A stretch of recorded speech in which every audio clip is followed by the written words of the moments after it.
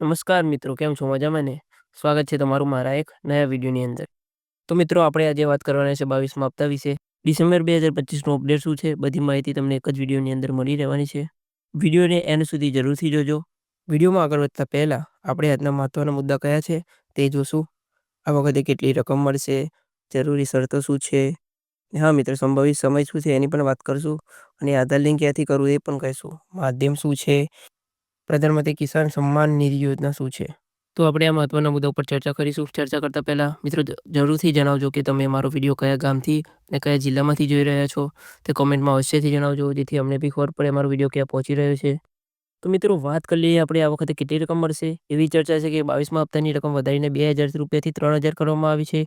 જો કે આ અંગે સત્તાવાર જાહેરાત બાકી છે, પરંતુ બેઠક ટૂંક જ સમયમાં યોજાવાની છે. આ વખતે પૂરેપૂરી સંભાવના છે કે હપ્તો વધારીને 2000 રૂપિયાથી 3000 રૂપિયા કરવામાં આવશે.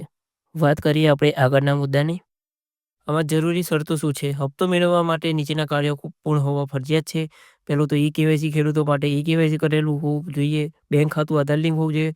ત્યાં મિત્રો તમારું બેંક ખાતું આધાર લિંક અને એનપીસીઆઈ સાથે લિંક હોવું જોઈએ.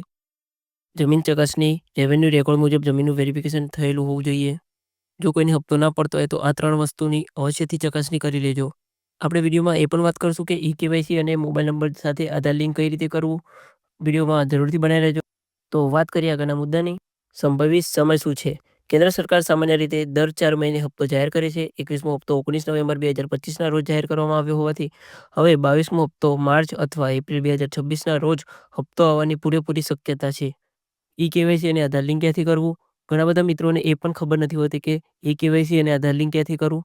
તમે તમારા ગામની પોસ્ટ ઓફિસનો સંપર્ક કરી શકો છો, અથવા આધારમાં રજિસ્ટર્ડ મોબાઈલ નંબર જોવા માટે તમે ગૂગલમાં માય આધાર એપ યુઆઈડીએઆઈ દ્વારા કયો મોબાઈલ નંબર લિંક છે તે પણ જોઈ શકો છો. હવે વાત કરીએ આગળના મુદ્દાની. હવે માધ્યમ શું છે?